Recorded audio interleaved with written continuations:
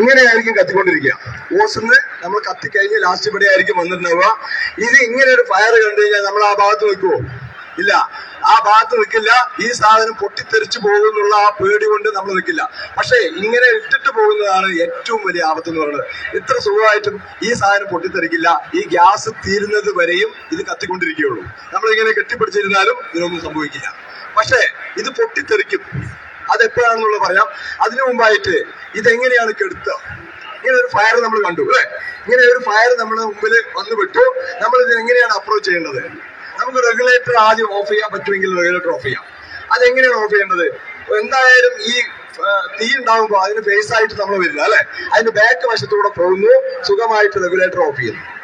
Okay, regulator of ചെയ്തു.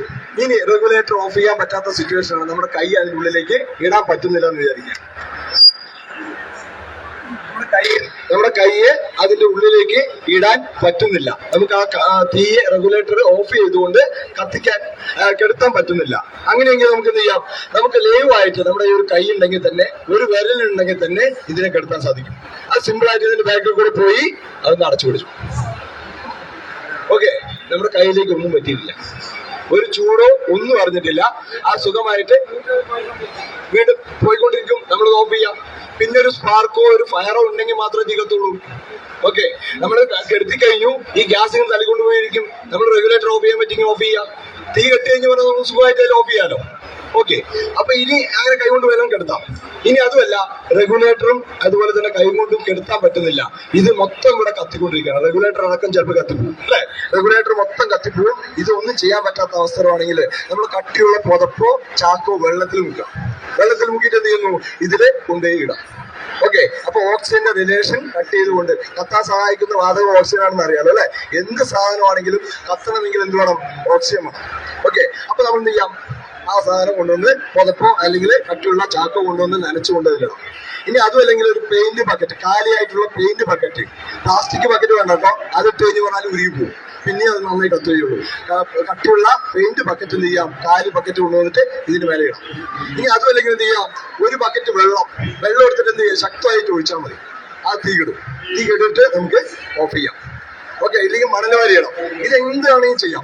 പക്ഷേ ഈ ഒരു ഗ്യാസ് ഫയർ എന്ന് കണ്ടതും അല്ലെങ്കിൽ കേട്ടതും അവിടെയുള്ള ആളുകളെല്ലാം ഓടി രക്ഷപ്പെടുന്ന ഒരു ടെൻഡൻസിയാണ് വരുന്നത് അല്ലെ? ഇങ്ങനെ ഓടുമ്പോൾ എന്താണ് സംഭവിക്കുന്നത്?